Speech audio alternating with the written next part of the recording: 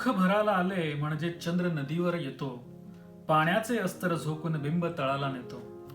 त्या काठावर स्वप्न उतरते, या काठावर डोळे झाक, शब्द दुभंगून जातील तेव्हा पहिलं तीरातून येईल हाक. नमस्कार.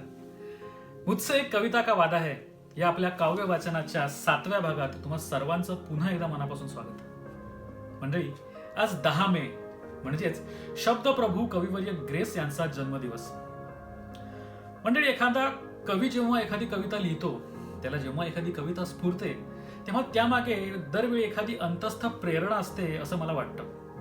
आता काही कवींना ही प्रेरणा निसर्गातून मिळते, काही कवींना ही प्रेरणा समाजातून, व्यक्तींमधून मिळते. ग्रेसांच्या कविता जर का आपण पाहिल्या तर त्यांच्या कवितेमागची अंतस्थ प्रेरणा ही कुठेतरी दुःखात आणि वेदनेमध्ये आहे असं तुम्हाला दिसून येईल. किंवा दुःख, वेदना ही एक चिरंतन टिकणारी भावना आहे, हा एक विचार सदैव त्यांच्या कवितांमधून दिसून येतो. आणि म्हणूनच की काय, त्यांना दुःखाचा महाकवी असं म्हणून संबोधण्यात आलं. पण मी म्हणेन ह्यातच ग्रेसांचं एक वेगळेपण लपलेलं होतं. काळजाशी थेट संवाद साधणाऱ्या आणि वरकरणी गूढ, अगम्य, अतर्क्य किंवा अंतर्मुख करणाऱ्या जरी त्यांच्या कविता वाटत असल्या तरी त्या कवितांना एक अर्थ नक्कीच आहे. आणि त्याही पेक्षा महत्वाचं म्हणजे ग्रेसांच्या कवितेंना एक लय आहे, एक नाद आहे.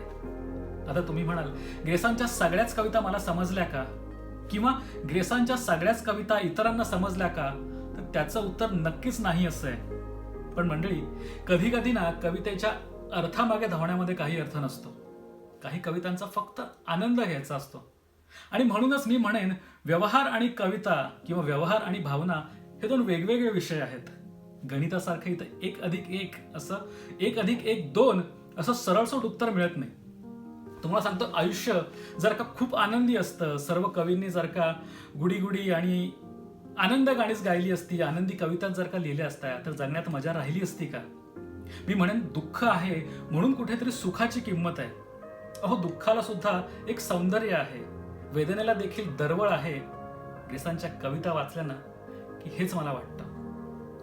पहाटेपासून आज पाऊस आहे, मळभ आलंय, आणि हे असं आकाशात मळभ आलं ना की कधी कधी मनावर देखील मळभ येतं, दुपार उदास होऊन जाते. आणि ग्रेसांची ही कविता मला आठवते.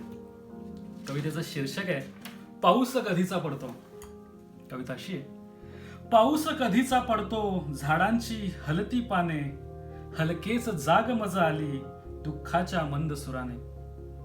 डोळ्यांत उतरते पाणी, पाण्यावर डोळे फिरती, रक्ताचा उतरला पारा या नितळ उतरणीवरती.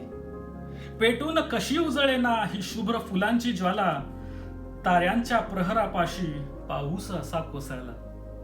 संदिग्ध घरांच्या ओळी, आकाश ढवळतो वारा, माझ्याच किनाऱ्यावरती लाटांचा आज पहारा.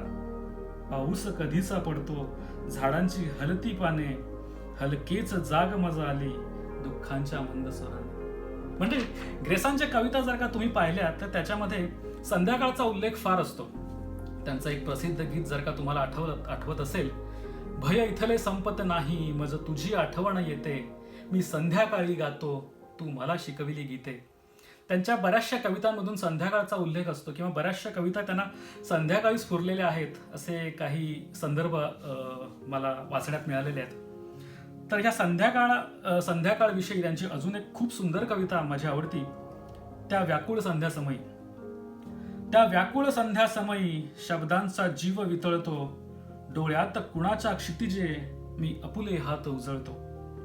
तू आठवणीतून माझ्या कधी रंगीत वाट पसरशी, अंधार व्रताची समयी कधी असते माझ्या पाशी. पदराला बांधून स्वप्ने तू एकट संध्यासमयी, तू कयाच्या हातामधला मी अभंग उचलून घेई. तू मला कुशीला घ्यावे अंधार जरा ढवळावा, तू मला कुशीला घ्यावे अंधार जरा ढवळावा, संन्यस्त सुखाच्या काठी वळीवाचा पाऊस यावा, संन्यस्त सुखाच्या काठी वळीवाचा पाऊस यावा. धन्यवाद मंडळी. पुन्हा लवकरच भेटू काही नवीन कवितांसोबत.